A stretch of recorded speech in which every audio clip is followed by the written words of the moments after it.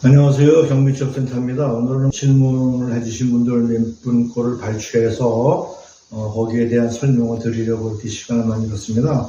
첫 번째 질문은 경비원 취업을 하려고 그러면 어떻게 하는 방법이 있나요? 물어보신 분이 있는데, 일단 이제 저희 같이 그 유료 직업 소개소를 허가를 내서 저같이 이제 경비원만 전문의로 취업을 해주는 사무실이 있고요. 저희는 물론 이제 수수료를 냅니다. 두 번째로는 이제 그 시나 뭐 국가에서는 무료 시니어 취업센터나 그 시에서 하는 기관에서 취업을 하시는 경우도 있고, 세 번째는 이제 뭐 지인들 소개를 위한 취업을 하시는 분들이 있죠. 세 가지 정도 방법이 있는데, 장단점을 좀 설명을 드리자면, 저희 같이 전문적으로 좀 유료 직업 소개서를 하면서 이렇게 하는 분들은 좀 전문성이 있다고 봐야 되고요. 경비업에 종사도 좀 오래 했고, 또 경비에 대한 그 특화된 노하우가 있고, 전문적으로 경비업만 소개를 하니까 그런 전문성이 있겠죠. 그래서 아무래도 좀 정확하고 이런 하자가 없는 현장에 소개해드리는 이런 장점이 있고, 단점은 이제 수수료를 내셔야 되는 거고요.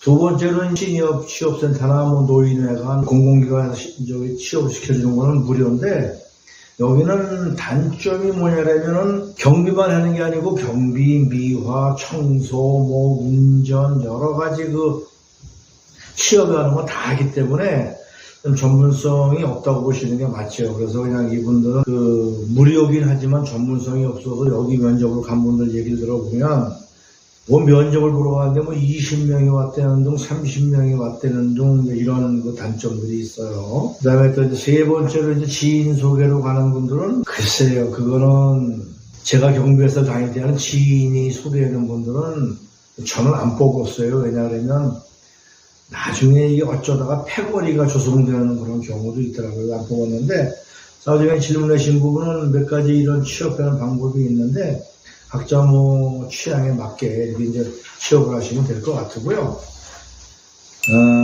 두 번째 질문은 뭐냐면, 본인이 거주하는 아파트에 취직을 하러 갔더니 채용을 안 하더라.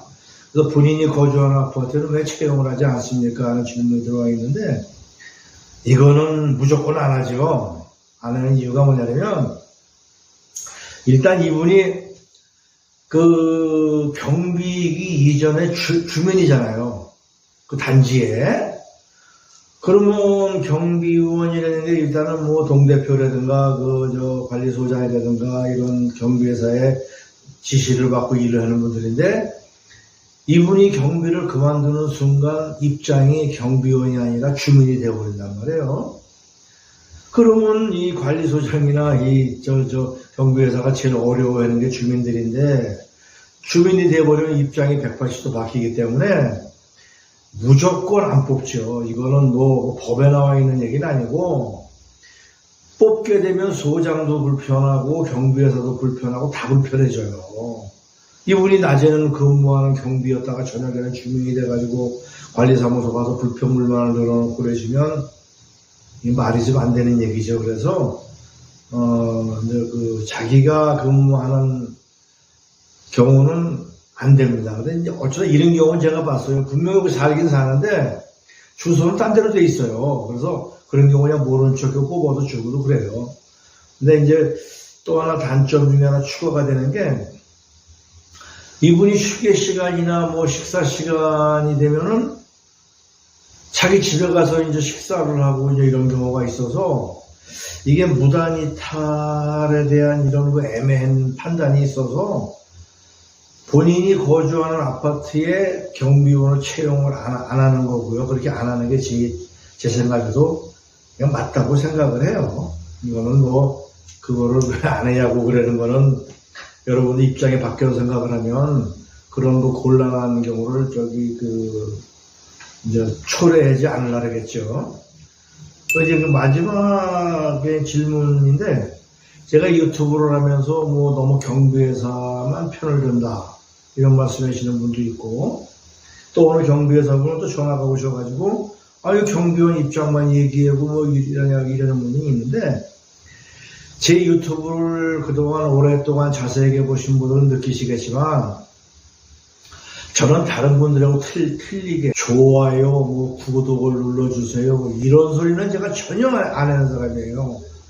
그 이유는 뭐냐면 제가 그 97년도에 경비지도사 자격증을 따서 경비회사에서 뭐 여러 가지 관리부장, 이사, 상무, 대표이사를 하고 또 경비취업센터를 10년 이상 하면서 이게 경비분들이 너무 잘 모르셔서 일방적으로 손해보는 경우도 있고 또 경비회사도 경비원들이 그 이상한 행동을 하는 일부 분들 때문에 경비회사도 골탕을 많이 먹는 경우도 보고 그래서 제가 이러면 안 되겠다 싶고 서로 또 나중에 알고 보면 서로 이해관계가 부족하고 대화가 부족해서 이런 일이 생기길래 제가 막상 이런 취업센터가 지금 자영업이니까요. 이걸 하면서 어느 쪽에도 내가 편들지 않고 공정하게 얘기한다고 하는 거고요. 저는 뭐 경비원 편이나 경비회사 편에서 얘기하는 건 아니에요. 제가 좀 이렇게 딱딱 끊어지게 말을 해서 아마 그 일반적으로 불편하게 들리는 양측이 다 있겠죠. 이제 경비회사 측이나 경비원 측이 있을 텐데 그거는 뭐 제가 뭐 나쁜 뜻으로 하는 건 아니고요. 제 나름대로 이게 내가 아는 상식을 좀 설명을 드리는 게 물론 불편해하시는 분들도 있고 좋아하시는 분들도 있겠지만 있는 그대로 말씀드리는 게 내가 그 경비회사를 오래 하면서 양측에 의견 조율을 할 수 있는 방법이 있다고 하면은 이 유튜브로 해야겠구나 싶어서 하는 거고요. 이렇게 이해해 주시면 감사하겠습니다. 그래서 오늘 몇 가지 안 되는 질문에 답변을 드렸는데요. 수시로 그냥 전화로 주시든 아니면 문자로 주시든 해서 아무거나 궁금한 걸 주시면 제가 시간 날 때마다 이게 답변을 드리고요.